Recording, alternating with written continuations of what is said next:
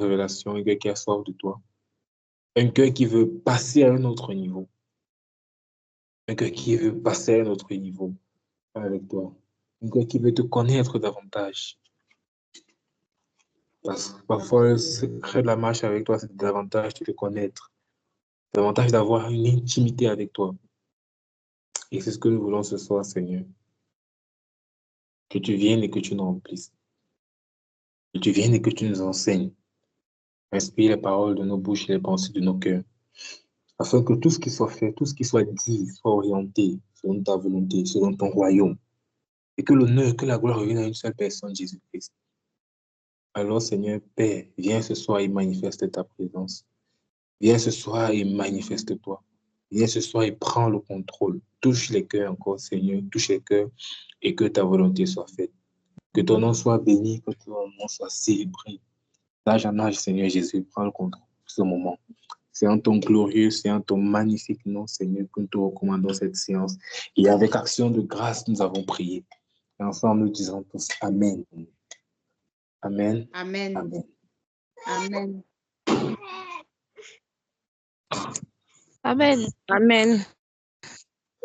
Bonsoir, bonsoir à tous. Bonsoir, Ruth, bienvenue. Merci. Bonsoir. Ok. Alors, avant de commencer, on va faire un rappel de ce qu'on a vu la dernière fois. Un rappel de ce qu'on a vu mercredi.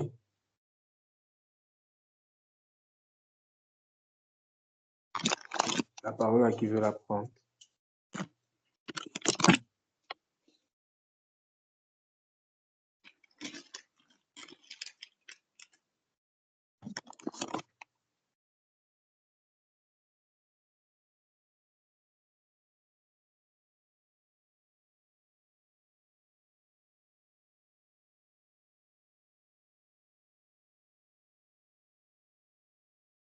Hello. Allô. Oui. Mercredi dernier, nous avons parlé de la parole de Dieu. Nous avions lu 4 à 5 textes par là. Et en grosso modo, ces différents textes mettaient en évidence la parole de Dieu. Ce qu'on a pu garder de ce jour, nous avons dit que la parole de Dieu, elle produit la vie. La parole de Dieu est inspirée de Dieu. La parole de Dieu est vérité. Et la parole de Dieu s'est fait chair parmi nous. Et ces textes nous recommandaient de lire la Bible pour être édifié et nourri par la parole de Dieu. C'est la parole de Dieu qui donne un sens à notre vie. C'est la parole de Dieu qui est même l'étymologie même de la vie. C'est-à-dire l'essence même de la vie sort de la parole. C'est-à-dire c'est en lisant la parole que tu sais réellement ce pourquoi tu es sur terre et ce qu'il faille que tu fasses.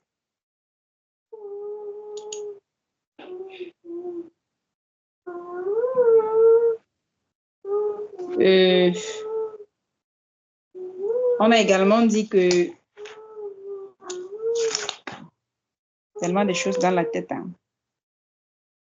La parole de Dieu vient dans nos cœurs pour changer, pour nous apprendre à connaître Christ, pour nous révéler qui est Dieu. La parole de Dieu vient faire de nous des enfants de Dieu. La parole de Dieu vient nous aider à faire un pas en avant vers Dieu. Et on a dit ce jour, il faut croire à la parole. Il faut croire, il faut obéir parce que si tu n'obéis pas à la parole, tu ne peux pas avoir accès à toutes, je peux dire quoi, à toutes les richesses ou à tous les fruits que la parole produit. Parce que un chrétien, un enfant de Dieu, autant pour moi, qui n'est pas obéissant, comment est-ce que la parole de Dieu doit s'accomplir dans sa vie? Comme il y a un verset biblique qui dit, celui qui veut être élevé se fait tout petit. Donc, je peux un peu résumer ça comme ça. Donc, la parole de Dieu ce jour est en train de pointer du doigt, nous toucher du doigt. Nous ne devions pas négliger la lecture biblique. Nous devions prendre en considération tout ce qui est écrit dans la Bible. Même si peut-être on ne comprend pas, mais on ne doit pas, il n'y a rien à négliger de tout ce qui est écrit dans la Bible. Et cela vient de l'Éternel lui-même. C'est ce qu'il a dit. Les hommes l'ont seulement écrit, mais ils n'ont rien changé. C'est exactement ce qu'il a dit et c'est ce qu'il faut faire.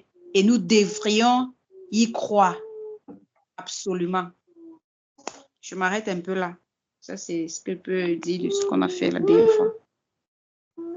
Amen. Amen. Merci pour le partage, Maurice. Merci pour le partage. Justement, la dernière fois, justement, comme Marie-Rose a dit, on a défini la parole de Dieu. On a défini la parole de Dieu. On a parlé de la parole de Dieu comme la chair. La parole de Dieu, c'est chair. Comme dans Jean.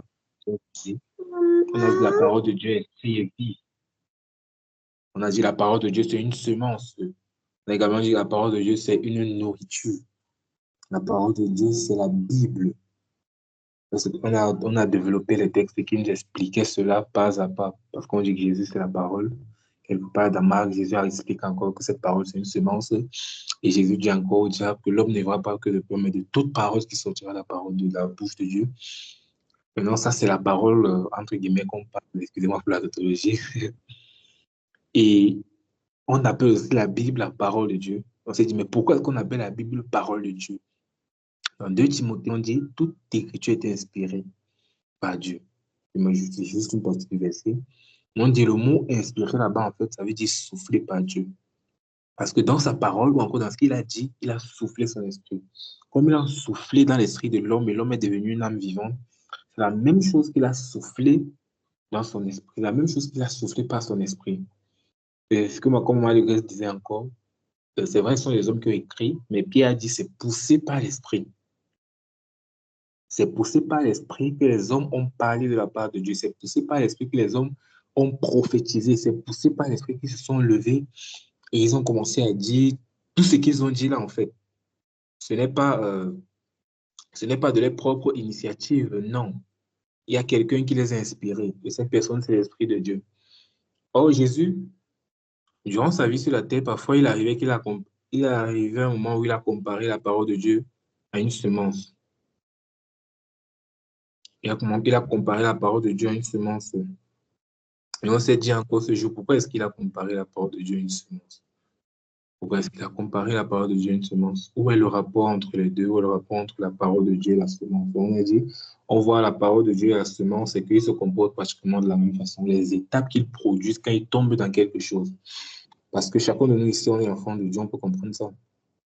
C'est-à-dire, on voit lorsqu'on regarde nos vies, d'où on sort, juste une parole qu'on a écoutée de quelqu'un, juste une portion qu'on a eu la Bible, juste un enseignement d'abord avant qu'on arrive, avant qu'on ne donne nos vies à Jésus, ça nous a touchés, ça nous a transformés. Juste ça. Waouh. Et c'est comme la semence qu'on met dans la terre, une petite graine comme ça produit quelque chose d'extraordinaire. Vous avez un petit noyau, ça produit un manguier. Ça produit un manguier. Mais cette parole-là, elle ne produit pas le changement. Elle ne produit pas le changement lorsqu'elle saute aux cheveux de notre lit. Non. Elle produit le changement lorsqu'elle est méditée, mise en pratique de façon quotidienne. Ça veut dire que ce n'est pas en un jour que non, comme on m'a prêché la parole aujourd'hui, je prends, je mets aux cheveux de mon lit, demain je me réveille et la transformation est là. Non. On doit la méditer. Et c'est là que la maturité vient au fur et à mesure qu'on médite. Parce que l'air, il dit qu'il y a d'abord l'air, puis il y a l'épi, puis il y a le grain. Tout formé dans l'épi. Donc la croissance spirituelle est progressive. Et lorsqu'une semence tombe dans le cœur, ça c'est une autre parenthèse, lorsqu'une semence tombe dans le sol, le but, ce n'est pas seulement que ça grandisse. Le but, c'est que ça devienne un arbre qui porte du fruit. Amen. Jusqu'ici, on se comprend. Ça, c'est une parenthèse que le pasteur Sanogo avait expliqué dans la semaine royale. Le but, c'est qu'elle porte du fruit. Ça veut dire, lorsque la parole tombe dans nos cœurs, ça ne doit pas rester pour ma vie. Bon, pasteur Yvon disait, ah, ma vie, ma vie, ma vie et moi. Ma vie et moi. Non, ça ne doit pas rester pour ma vie. Ça doit produire, ça doit être un arbre qui sera utile aux gens, qui sera utile à ma génération. Un arbre ne produit pas de fruits pour lui-même. Lorsqu'un arbre produit des fruits, c'est qui consomme, ce sont les hommes qui consomment les fruits que l'arbre produit. La même chose que la parole de Dieu est tombée dans nos cœurs. La première étape d'abord, c'est le changement d'abord qu'elle produit en nous. Mais après ce changement-là, maintenant, il doit être manifesté. Parce que ma vie maintenant ne doit pas se mettre ma vie, entre guillemets. Ma vie doit être utile aux hommes.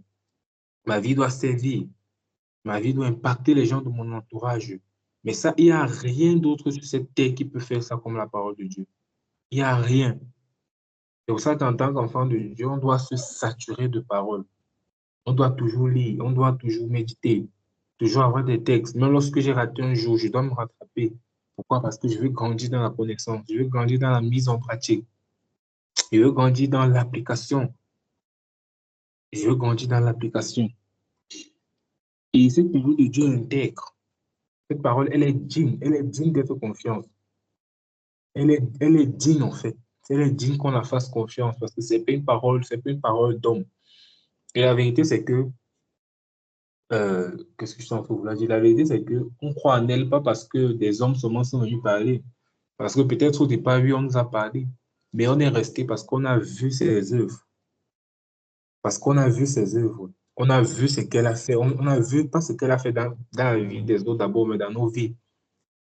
On l'a vu agir, on l'a vu être efficace.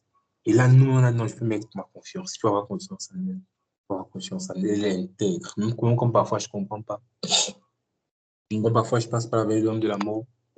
Non, mais comme David a dit, je ne crains aucun mal. Je ne crains aucun mal. Mais pour comprendre cette parole, c'est pas avec notre intelligence. C'est pas avec notre intelligence, c'est avec le Saint-Esprit. La Bible dit dans Luc 24 que Jésus est venu là ouvrir l'esprit des disciples pour qu'ils puissent comprendre sa parole. C'est pour ça que lorsqu'on est dans la parole, dans la présence de Dieu, Seigneur, ouvre mon esprit parce que je veux comprendre les choses ici. Je veux comprendre les choses cachées. Et sans le Saint-Esprit, on ne peut rien faire. Le Saint-Esprit, la parole marche toujours avec le Saint-Esprit. Fais attention aux gens qui lisent seulement la Bible avec l'intelligence. Non, moi, j'étais intelligent à l'école, donc la Bible ne va pas me dépasser. Ça va te dépasser. Si tu veux, tu étais premier à l'école. Lorsque tu viens pour la parole, il faut un renouvellement du système. Il faut une personne pour te faire comprendre. Parce qu'il ne s'agit pas ici de ton intelligence humaine. Il faut comprendre que la parole part en logos et rhéma. Cette parole écrite et cette parole révélée. Donc, on peut voir avec un seul verset. On dit, comme par exemple, la vie de l'homme qui prend son père et sa mère, Paul vient expliquer ça. Il dit, ce mystère est grand. Je dis ceci par rapport à Christ et l'Église. Quand tu lis ça, tu mets les mains sur la tête, tu dis que, mais il a pris ça où? Dieu a seulement dit ça. Comment lui vient dire que c'est maintenant un mystère entre Christ et l'Église?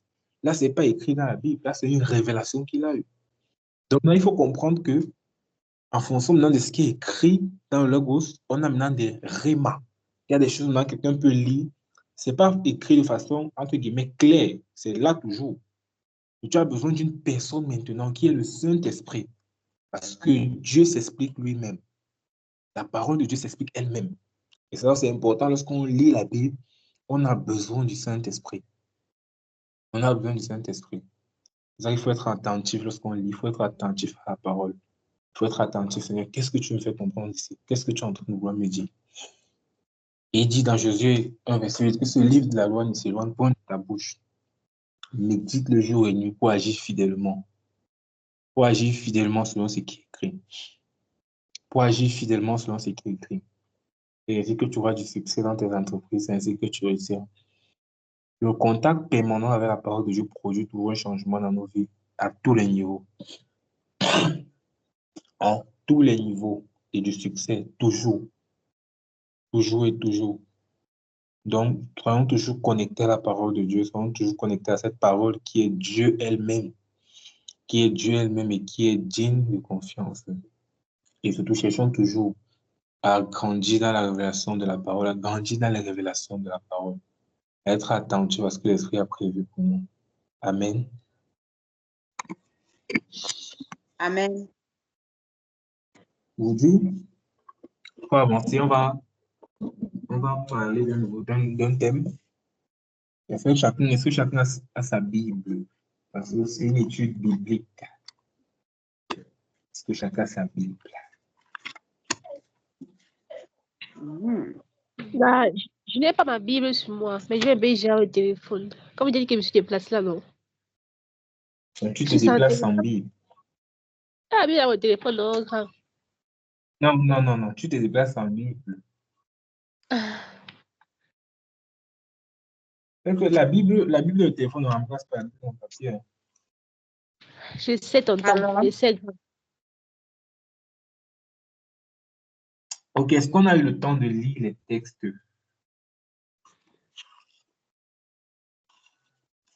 Pas moi. Je n'ai pas pu lire. Pourquoi tu n'as pas pu lire? Gars, trop de travail ici au village, c'est trop. Tu parles en une phrase, tu dis ça, tu dis fait. Tonton, il y a trop de travail ici. Ok, donc personnellement, Maman Lugas n'a pas vraiment, Lugas est très occupé, c'est la rentrée. Tellement occupé. Les préparations vont me tuer. Oh là là. Donc, que le Seigneur nous fortifie, vraiment, c'est pas évident. C'est pas évident. Ça va. Le Seigneur nous fortifie. La chose que le temps, s'il a tombe tellement, il y a tellement d'activités, on se retrouve en train de monter, descendre. Ce n'est que la grâce de Dieu. Sinon, on risque de même plus faire les choses. C'est pas évident. Et tout ce qu'on fait, la vérité, c'est que la plupart de ces choses sont les bonnes choses, elles ne sont pas les mauvaises choses. Ce sont les bonnes choses, des choses qu'on doit même faire. Mais demandons seulement la grâce à Dieu dans tout ça, de toujours demeurer dans sa présence, de toujours faire ce qu'il nous appelle à faire. Donc, on va lire le premier texte. Maman Lugas va lire le premier texte. Ruth va lire le deuxième, je vais lire le troisième. Genèse 1, verset 1. Maman Lugas, Ruth, Apocalypse 4, verset 11. Moi, je vais lire Romains 11, verset 36. Les textes sont dans le groupe et je les ai envoyés dans le groupe. D'accord. Je peux lire déjà. Oui, Maman Lugas, tu peux lire. Genèse 1, verset 1. Au commencement, Dieu créa les cieux et la terre. Amen. Amen. It is all now. Ruth. Je suis en train de chercher tonton. Si c'était la Bible en papier, celle que tu tournes seulement à la dernière page Apocalypse. Je t'ai dit.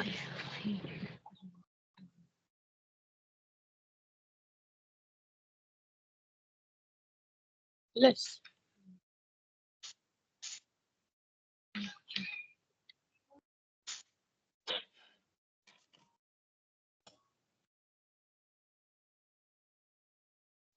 Apocalypse 4, verset 11.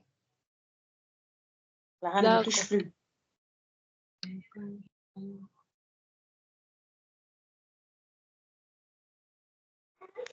en disant, tu es digne, notre Seigneur et notre Dieu, qu'on te donne gloire, honneur et puissance, car tu as créé tout ce qui existe, l'univers entier. L'univers entier doit son existence et sa création. Amen. Amen. Amen. Amen. Romains 11, verset 36. Dans la version français courant, nouvelle français courant, car tout vient de lui, tout existe par lui et pour lui. À Dieu soit la gloire pour toujours. Amen. Amen. Comme je dis, le texte, le thème de notre étude biblique de ce soir, c'est la nature de Dieu, ou encore qui est Dieu, pour comprendre. Bien évidemment, on ne peut pas définir Dieu dans son entièreté. On peut juste la petite portion de lui qui nous a donné la grâce de comprendre qu'on peut se partager. On ne peut pas définir Dieu comme si on définissait, je ne sais pas quoi. Non, c'est quand même Dieu. On va juste la petite portion qu'il a bien voulu faire connaître.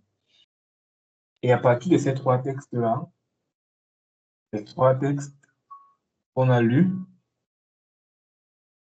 je ne sais pas, la question que j'aimerais poser à chacun d'entre nous, on va entrer dans les choses, c'est vrai, je vais détailler au fur et à mesure qu'on va avancer, mais qu'est-ce que ces textes nous montrent de Dieu? Comment ces textes nous présentent de Dieu?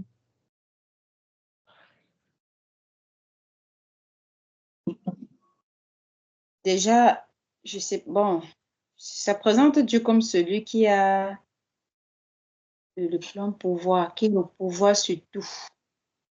Ça, c'est, Mhm. oui. Là, ça veut dire qu'il a une capacité de changer, bouleverser, créer. Je sais pas, ce n'est que lui. Oui.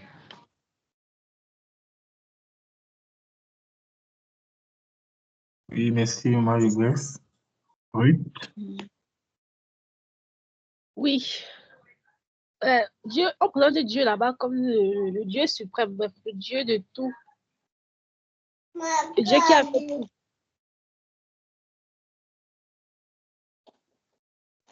Mhm. Justement, En fait, ça justement. grandeur aussi, Donc, ça. c'est- Sa grandeur également. Ça nous montre sa grandeur. Mhm. Justement. Justement, les trois textes nous présentent Dieu comme étant le créateur. Comme la Genèse 1, verset 1 dit au commencement, Dieu créa. Ça veut dire la Bible commence même déjà avec Dieu, premièrement, et dit déjà, ce qu'il fait. Donc, la Bible commence introduit avec Dieu en tant que créateur. Donc, à la question de savoir simplement qui est Dieu, Dieu seul créateur. Dieu seul créateur du ciel, de la terre, de tout ce qui vit. Dieu seul créateur, on dit Dieu seul créateur. Mais au-delà, il y a des personnes qui vont, des scientifiques, des chercheurs, qui vont même dire oui, je crois en Dieu, je dis Dieu, mais ils vont définir Dieu comme étant une énergie, ils vont définir Dieu comme étant une force, ils vont définir Dieu étant comme, entre guillemets, quelque chose. Oui, ils vont dire que ça a créé, mais ce n'est pas forcément une personne. Maintenant, on va lire ce texte-ci. On va lire ce texte. Ésaïe 46, verset 10.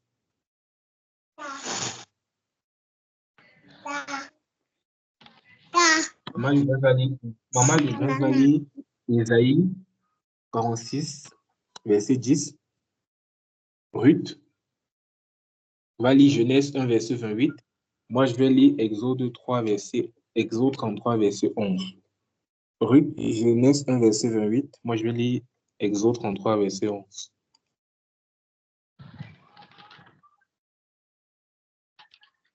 OK. Ésaïe 46, verset 10. M'écoutez? On t'écoute très bien. D'accord. J'annonce dès le commencement ce qui doit arriver. Ça, c'est version Louis II. Hein. J'annonce dès le Oui, oui. commencement ce qui doit arriver et longtemps d'avance ce qui n'est pas encore accompli. Je dis, mes arrêts subsisteront et j'exécuterai toute ma volonté. Amen. Amen. Amen. Amen.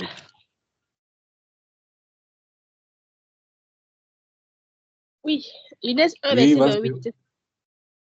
Dieu Oui, c'est les ça. bénit et leur dit, soyez féconds, multipliez-vous, remplissez la terre et assujettissez-la. Dominez sur les poissons de la mer, sur les oiseaux du ciel et sur tout animal qui se meute sur la terre. Amen. Amen. Amen. Exode 33, verset 11. Oh là, mon Le Dieu. Seigneur parla avec Moïse. Le Seigneur parla avec Moïse face à face, comme un homme parle avec son semblable. Puis, Moïse regagna le camp, tandis que son lieutenant Josué, fils de Nun, demeurait dans la tente de la rencontre. Amen. Amen. Amen. Dans Ésaïe 46, ce n'est pas facile. Non, non. Je dis avec les bébés. Ah, ouais, pour Laisse la faire. main. Donne-moi ça. Donne-moi le cahier là, dis donc. Désolé.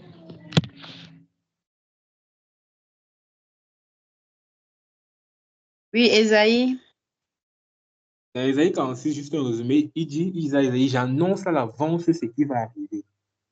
Et comme Rue disait, Dieu dans Genèse 1, Dieu est en train de donner des instructions à l'homme. Et ici, on dit, le Seigneur parla avec Moïse face à face. Au commencement, on a dit, Dieu, c'est le Créateur. Mais plusieurs personnes peuvent accepter cette vérité en tant que Dieu créateur.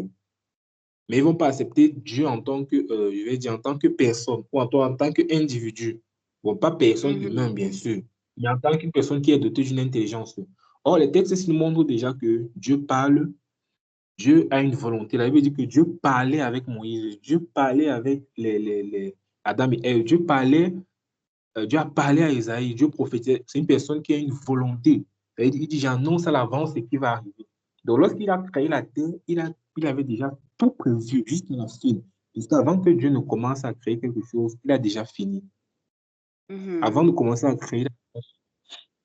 Dans les textes ici, en fait, pour les textes bibliques, c'est vrai, j'ai beaucoup de références que j'ai notées. Mais comme je sais qu'on est très occupé, je n'ai pas envoyé beaucoup dans le groupe pour ne pas nous saturer pendant la lecture de la journée. Donc, si c'est qu'après d'autres personnes veulent, je peux envoyer, je peux compléter les textes, juste envoyer les quelques-ci. Juste pour nous montrer en fait que les textes sont là pour nous faire comprendre que Dieu, le Créateur, c'est vrai, mais pas un créateur, pas une énergie, un truc, je ne sais pas. Il pense, il a l'intelligence, il a une volonté et il a un plan. Parce que quelqu'un qui dit que j'annonce à l'avance ce qui va arriver, ça veut dire que c'est une personne qui a un plan. Je sais comment ça va se passer, je sais comment ça va arriver. Et moi, je prévois tout ça. Je prévois tout ça à l'avance. Je prévois tout ça à l'avance. Amen. Donc ça, c'est ça en fait. Ça, c'est ça en fait.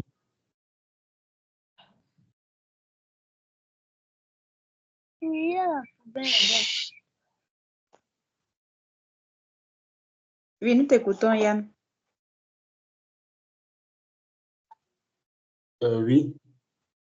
Oui, j'ai dit en fait que oui, il parle en fait. Il parle. Donc c'est important de comprendre ça. De même que une voiture ne peut pas se créer seule. Une voiture ne peut pas se créer seule. Personne n'est jamais resté. On a vu une voiture commencer à se créer seule. Il a fallu un homme doté d'une intelligence ou encore des hommes qui se sont associés. Ils ont commencé à réfléchir au moteur, carrosserie, tout ce qui va avec, etc., etc. Et ils ont fait la voiture. C'est la même chose. Nous-mêmes, en tant qu'êtres humains, la Terre également, tout ce qui existe, c'est une personne Oui. qui a décidé ça. C'est une personne qui a décidé ça selon le conseil de sa volonté. Personne n'est venu lui imposer cela. Personne. C'est lui-même qui a décidé. On va avancer maintenant. Je vais donner les textes et chacun va lire. Et à partir des textes qu'on va lire, chacun va conclure en fait. Qu'est-ce que ces textes nous apprennent sur la nature de Dieu? Qu'est-ce que ces textes nous apprennent sur la nature de Dieu? Je vais lire de Deutéronome 4, verset 39. Maman, le reste va lire Ésaïe 45, verset 18. Ruth va lire 1 Samuel 2, verset 2.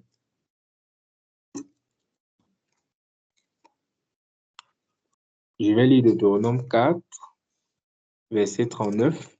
Maman, le reste va lire Ésaïe 45, verset 18. Ruth va lire 1 Samuel 2, verset 2.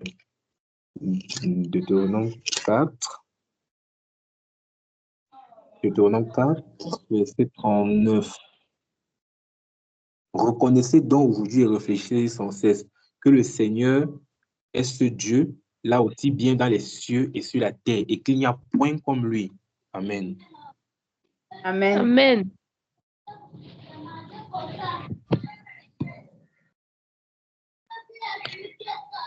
Bien. Élie. Ésaïe 45, verset 18. Car ainsi parle l'Éternel, le Créateur des cieux, le seul Dieu qui a formé la terre, qui l'a faite et qui l'a affermie, qui l'a créée pour qu'elle ne fût pas déserte, qui l'a formée pour qu'elle fût habitée. Je suis l'Éternel et il n'y a point d'autre. Amen. Amen. Amen. Oui. 1 Samuel 2, verset 2. Nul n'est saint comme l'Éternel, car il n'y a personne d'autre que toi. Il n'y a point de rocher comme notre Dieu. Amen. Amen. Amen. Amen. Qu'est-ce que les textes ici nous font conclure sur la nature de Dieu? Euh, Il n'y a point d'autre Dieu que lui. Il n'y a pas un Dieu Amen. au-dessus de lui. Il n'en Amen. existera jamais, il n'en a jamais existé et il n'en existe pas. un petit Amen. Amen. Amen. Justement. Les textes ici nous font, les textes ici nous parlent de l'unicité de Dieu. Ou encore que Dieu est une personne qui est unique. Ça veut dire qu'il n'y a pas de Dieu. En dehors de lui, il n'y a personne d'autre. Il n'y a pas deux dieux, il n'y a pas le Dieu du soleil, le Dieu de la lune, le Dieu de l'eau, le Dieu des plantes. Il n'y a pas un Dieu qui a créé ma tête, un autre Dieu a créé mes pieds. Non. Un Dieu a créé la terre, l'autre a... Non, il y a un seul Dieu. Il y a un seul Dieu. Il dit, reconnaissez donc et réfléchissez au Dieu sans cesse que le Seigneur est ce Dieu aussi bien dans les cieux et sur la terre et qu'il n'y a point comme lui. Et qu'il n'y a point comme lui. Donc, tout ce que les êtres humains appellent Dieu, avec petit d, ce ne sont que des idoles. Ce ne sont que des idoles. Parce que l'Éternel est le seul Dieu qui existe, lui qui a fait le ciel et la terre. Lui qui est le créateur de toutes choses. En lui, nous avons mis notre confiance. Amen. Amen. On va continuer. Amen. On va lire Matthieu 28. Matthieu 28, verset 19. Je vais lire Matthieu 28, verset 19. Ruth va lire 2 Corinthiens 13, verset 13. Maman Lucas va lire Jean 15, verset 26. 2 Corinthiens 13, verset 13. Jean 15, verset 26. Matthieu 28. Matthieu 28, verset 19. Allez donc auprès des gens de tous les peuples et faites de mes disciples, baptisez-les au nom du Père, du Fils et du Saint-Esprit. Amen. Amen. Amen. Jean 15, verset 26. Quand sera venu le consolateur que je vous enverrai de la part du Père, l'Esprit de vérité qui vient du Père, il rendra témoignage de moi. Amen. Amen. Amen. 2 Corinthiens 13, verset 13, c'est ça? Oui. D'accord. Que la grâce du Seigneur Jésus-Christ, l'amour de Dieu et la communion du Saint-Esprit soient avec vous tous. Amen. Amen. Amen. Les textes ici là mettent en avant une chose qu'on a pas pu de parler.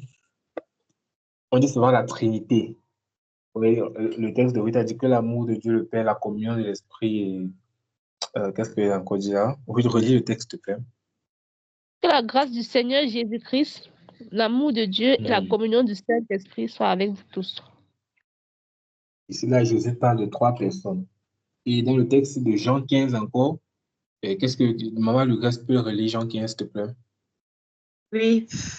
Jean, quand sera venu le consolateur que je vous enverrai de la part du Père, l'Esprit de vérité qui vient du Père, il rendra témoignage de moi.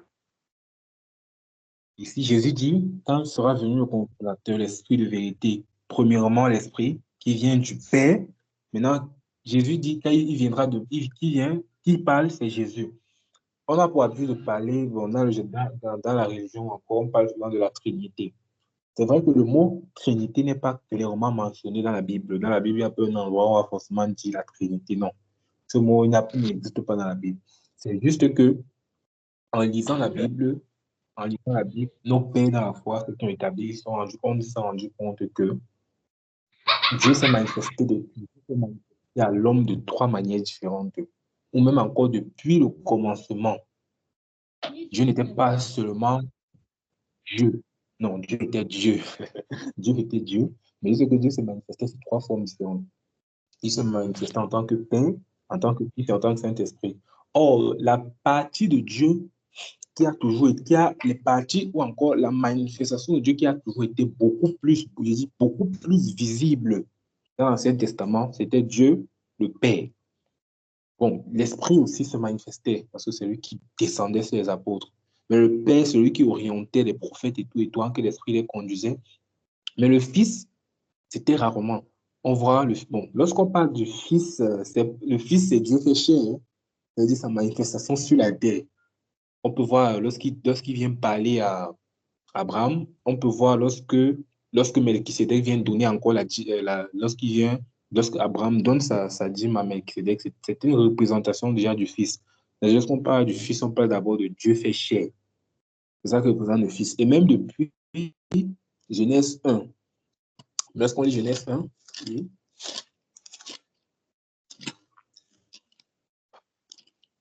Au commencement, c'était la parole. Au commencement, Dieu créa le ciel et la terre. Premièrement, la terre était sans forme et vide, et l'obscurité couvrait la surface de l'abîme. Le souffle de Dieu planait. Dans le second, dit l'Esprit de Dieu. Et Dieu dit que la lumière soit. Là, ici, déjà, nous présente le Père, le Fils et le Saint-Esprit. Au commencement, Dieu, celui qu'on appelle généralement le Père, créa. On dit l'Esprit de Dieu se mouvait, le Saint-Esprit, et Dieu dit que la lumière soit. Voilà déjà les 3 personnes de la Trinité, ou encore les 3 personnes qui sont en Dieu. Ça veut dire quoi?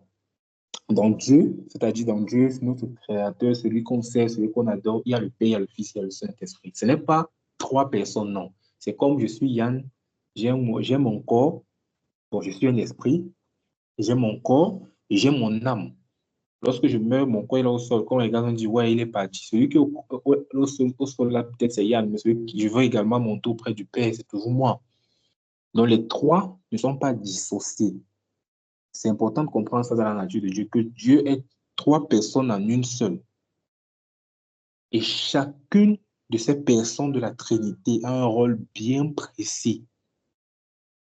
Chacune des personnes de la Trinité a un rôle bien précis. Est-ce que quelqu'un peut me donner le rôle de chacun d'eux? Le Saint-Esprit, c'est le consolateur, c'est le guide, c'est Justement, oui. l'ami. Dieu est par excellence celui-là. Le français est parti. Ah bon? Oui. Oui, Ruth, est-ce que tu peux donner le rôle de chacun d'eux?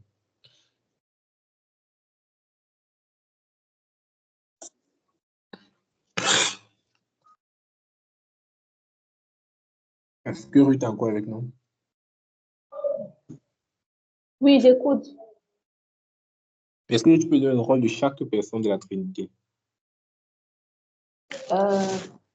C'est que le rôle de cet esprit est le consolateur. Oui, c'est ça.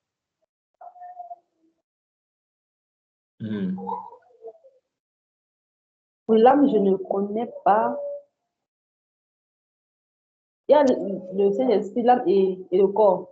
Bon, je ne sais pas. Non, ici, on parle des personnes de la Trinité. On parle des personnes de la Trinité. Bon, je vais encore essayer. Une petite idée me revient. Le Fils, c'est lui qui a sauvé l'humanité. Ça, c'est ce qui me vient à l'esprit. Hein. Le Fils, c'est le sauveur du monde. C'est celui qui a porté le flambeau haut. C'est celui qui était sans tache, qui était digne de sauver, de porter les péchés du monde sur lui. Le Saint-Esprit, l'ami fidèle, le consolateur, le compagnon, le meilleur conseiller, c'est lui qui... Bref, c'est une personne Justement. qui nous a fait qu'on parle. Et Dieu est notre Père, c'est lui qui a tout créé. C'est par lui qu'est venu le Fils, c'est par lui qu'est venu le Saint-Esprit. Tu peux un peu dire ça comme ça et tu vas arranger. Justement. Dans la Trinité, chacun a un rôle bien distinct de l'autre. Et personne n'entre dans le territoire de l'autre, s'il faut dire comme ça.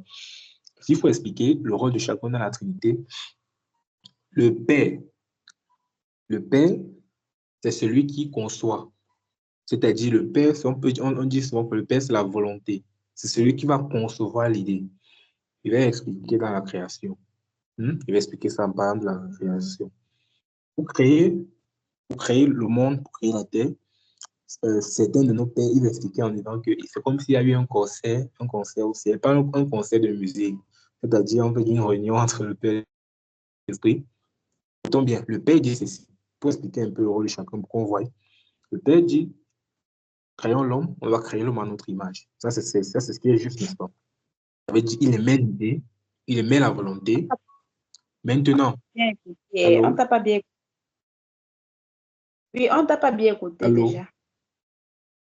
Ah, ok, je reprends. Oui. Je dis, pour expliquer le rôle de chacun, je vais expliquer un peu avec la création. Mhm. C'est bon, oui? On peut dire qu'il y a eu une sorte Oui. de concert au ciel, pas un concert de musique, un endroit où on prend les décisions entre le Père, le Fils et le Mhm. Saint-Esprit. Le Père émet la volonté, ou encore, on va dire, je ne vais pas dire l'idée, mais la volonté, ce qu'il faut faire. Il dit, bon, créons l'homme à notre image, créons l'homme comme nous, n'est-ce pas? Maintenant, s'il arrive maintenant que l'homme pêche, comment est-ce qu'on va faire? Une fois qu'on a décidé de créer l'homme, s'il arrive que l'homme pêche, qu'est-ce qu'on va faire pour le ramener à nous? Pour qu'il soit de nouveau capable d'entrer dans notre présence. Le Fils dit, bon, moi, je vais descendre, je vais me sacrifier pour eux. Est-ce qu'on se comprend? Mhm. Il arrive, moi, je vais me sacrifier pour eux, je vais effacer leur péché. Mais ça, c'est pas complet. Bon, c'est complet, Seigneur, excuse-moi pour ce que vous voulez dire. C'est complet. Maintenant, juste que l'homme est de nature pécheresse, parce que même quand nos péchés sont faciles, ça n'exclut pas qu'on puisse toujours pécher. Il faut maintenant qu'on continue de marcher dans la victoire sur le péché là. Et là, maintenant, le Saint-Esprit dit, bon, moi, je vais venir et je vais vivre en eux. Amen. Amen. Et on voit comment chacun d'eux a un rôle bien précis. Donc, le Père, lui, il conçoit l'idée. Le Fils, il rend l'idée là palpable. Il va rendre ça. Et le Saint-Esprit va venir et on dit souvent que c'est pas le Saint-Esprit qu'on voit que tu es un enfant de Dieu. C'est ça, n'est-ce pas? Le Saint-Esprit en Mhm. toi qui montre que tu es enfant de Dieu. Mais avant que tu ne sois enfant de Dieu, il a fallu que tu acceptes la parole. Et l'œuvre de la croix, qui est venu faire ça? C'est le Fils. Mhm.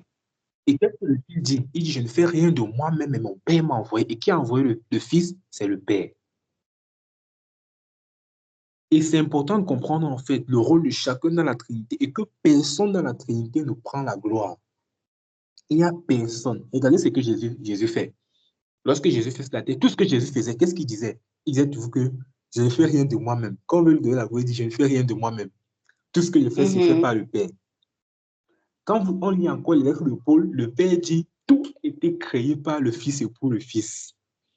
Maintenant, tu peux encore vers le Fils te dit, non, c'est pas moi. Le Fils dit, c'est mieux que moi je parle. Parce qu'il y a quelqu'un qui va venir et qui va faire mieux que moi. Il parle du Saint-Esprit. Quand le Saint-Esprit vient, il dit non. Qu'est-ce que moi il vous dit là? Je prends seulement dans le Fils. Est-ce que ce n'est pas magnifique? C'est pour dire quoi? Dans la Trinité, personne ne prend la gloire. Parce qu'il n'y a pas quelqu'un qui est supérieur à l'autre. Il n'y a pas une œuvre qui est banalisée. Moi, avant, je pensais qu'au ciel, c'est bizarre que je ne sais pas comment ils pensaient ça. Moi, derrière dans ma tête, quand on disait le Saint-Esprit, moi, je voyais que c'était le chef de la Trinité. Parce que moi, je voyais l'Esprit. C'est quand même l'Esprit.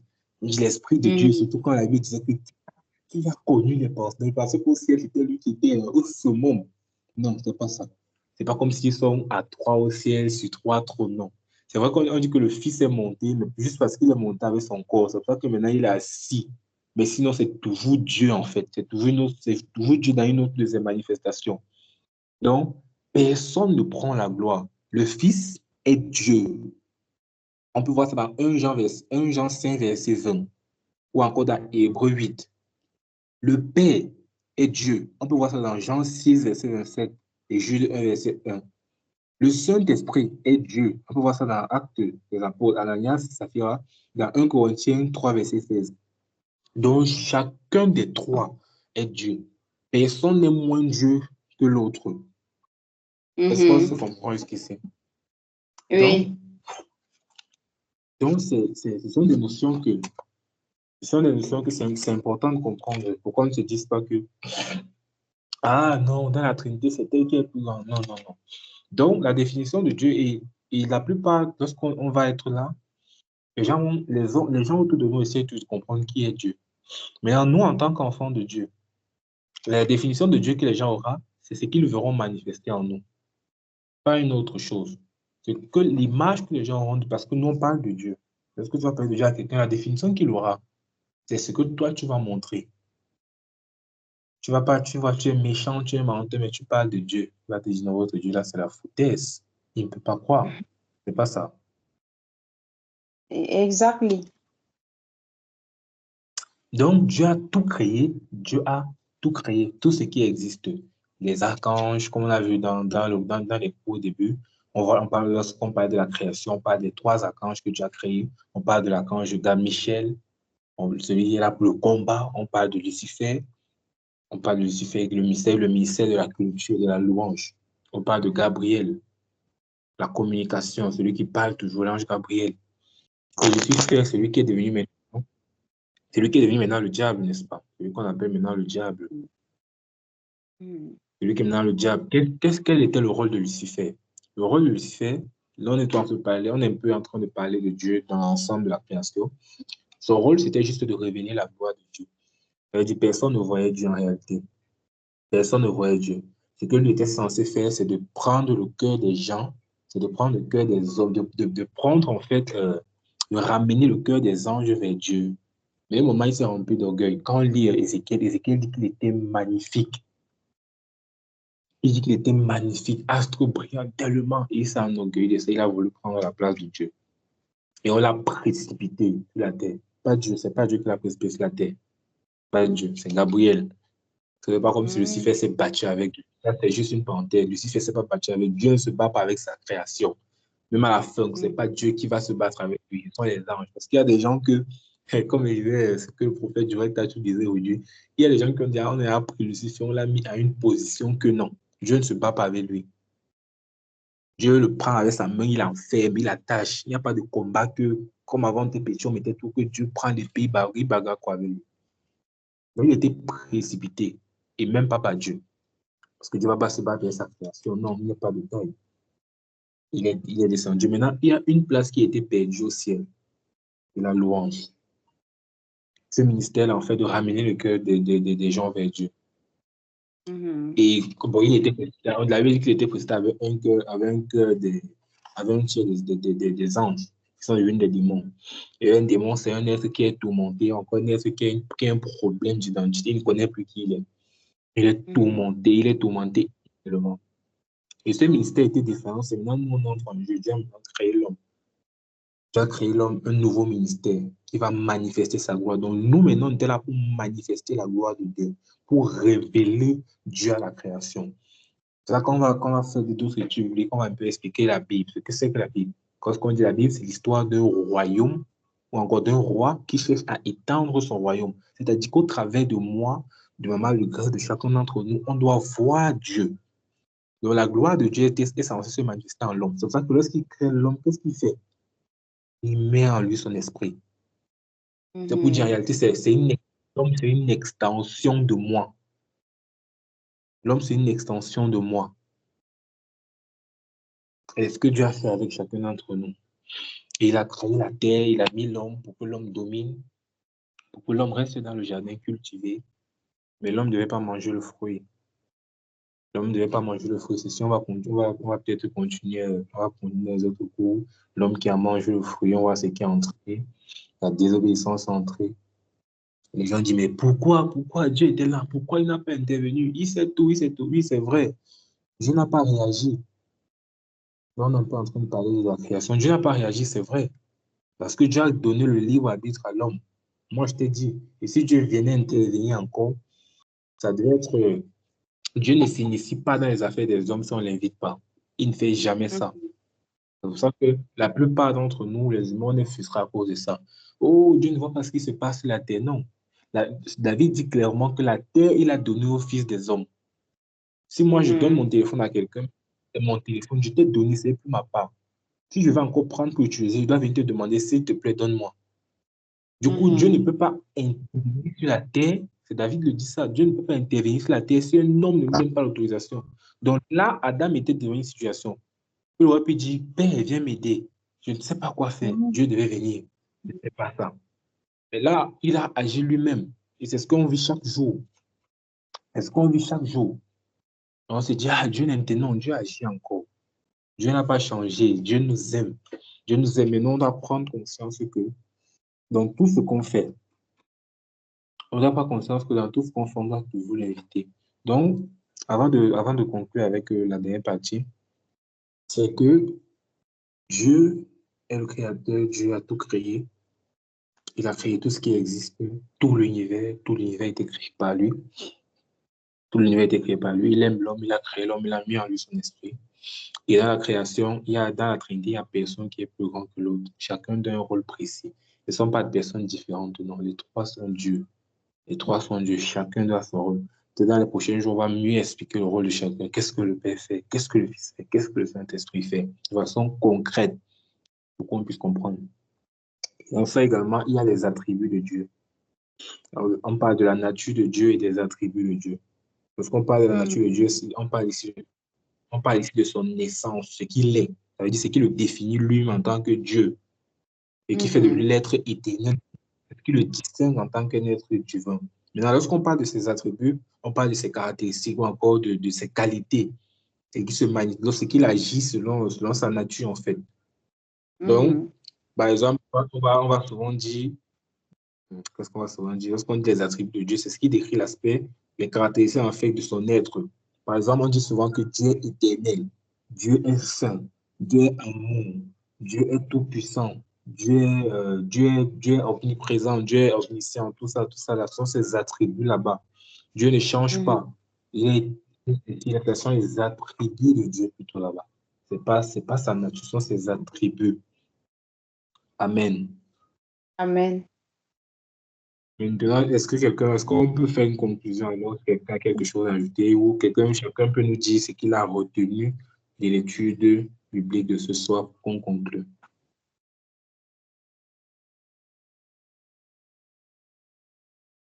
Bon, qu'est-ce que je peux ajouter? Je ne peux pas ajouter parce que tu as tellement étayé que chacun comprend. Donc, nous gardons ce soir que l'Éternel, que Dieu est suprême, il est le plafond. Il est le plafond. Et il n'a pas eu besoin de l'aide de quelqu'un. C'est ça qui fait de lui un Dieu. Il n'a pas besoin de la volonté, il n'a pas eu besoin des conseils. C'est-à-dire la décision lui est venue de lui-même et cette décision a été parfaite pour tout le monde. C'est pourquoi il n'y avait que le seul nom Dieu qu'on peut lui attribuer. Et déjà, on ne doit pas écrire son nom avec un D minuscule. C'est le Dieu des idoles qui s'écrit avec un D minuscule. Donc, et en Dieu, Dieu est trois personnes en une seule. Ce n'est pas trois amis, ce n'est pas trois frères, ce n'est pas trois personnes dissociées, mais c'est trois personnes dans un même corps. C'est-à-dire le Fils est dans le Père est dans le Saint-Esprit est dans le Père, vice-versa. Et chacun des trois personnes a son rôle.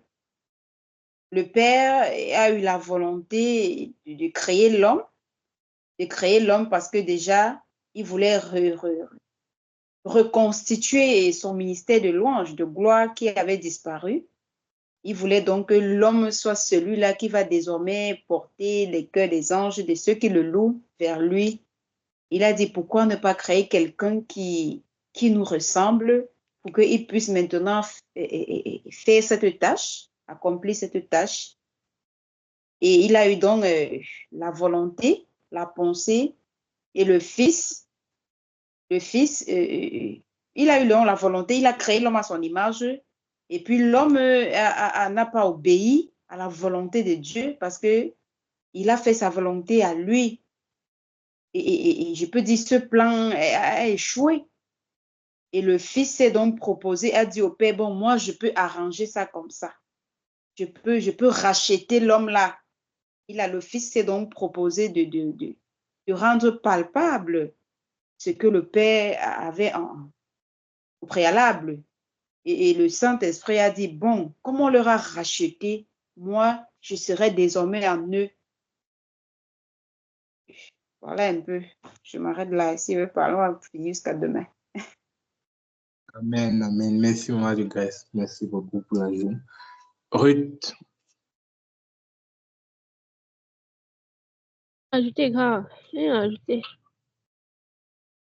Non, il a ajouté comment? Elle a tout dit, non? Toi-même, tu as tout dit. Non, c'est aussi pour faire juste une conclusion, non? Juste une conclusion, ce que toi tu as eu à comprendre. Ce n'est pas forcément pour ajouter quelque chose. C'est aussi, tu peux aussi faire une conclusion de ce que tu as eu à comprendre.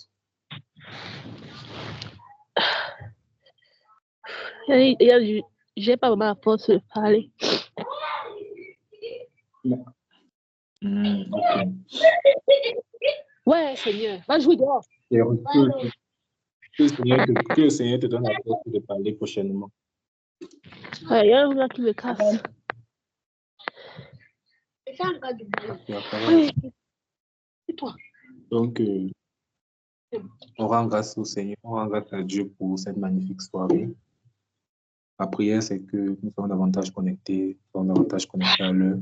Si on voit que on n'est pas lancé à 19h, on peut lancer, on invite les autres. On invite les autres. Pour ceux peut-être qui ont les partenaires de prière qui sont également dans la classement des oliviers, il faut les inviter. Venez, connectons-nous. Peut-être d'autres oublient, on est très occupés, ce n'est pas toujours évident, c'est vrai. C'est vrai, mais consacrons juste un peu de temps, même c'est 1h30 par semaine pour le Seigneur, c'est pas trop demandé, c'est juste 1 heure pour venir apprendre davantage. À les prochains jours, on va continuer, on va parler du salut, l'œuvre de la croix, et tout ce qu'on a déjà eu à voir, le renoncement, tout ça. L'avantage qu'on a dû faire un petit recyclage avant que la rentrée ne commence.